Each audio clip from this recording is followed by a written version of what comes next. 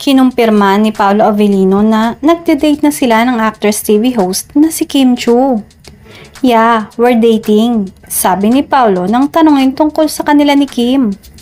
Pero tumanggi nang magbigay ng detalye ang aktor. Sabi niya, yun lang, I think hanggang doon lang. Kilala niyo naman ako, siguro I wanna keep things private, pero masaya siya. Happy, sagot ng kapamilya aktor.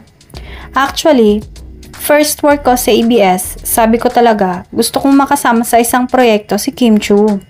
That was a long time ago. Tinanong din ito kung nagselos ba siya sa mga nalilink noon kay Kim.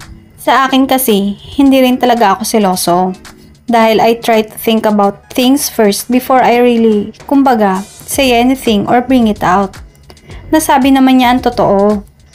Kaugnay naman ang hiwalayan nila umano ni Janine. Bakit sa mahabang panahon ay nanatiling tahimik at iniwasan ni Paolo ng pag-usapan? Ako rin po kasi, hindi ako komportable na pinag-uusapan yung pribado kong buhay, lalo na kung wala naman talaga. Pagtatapos nito.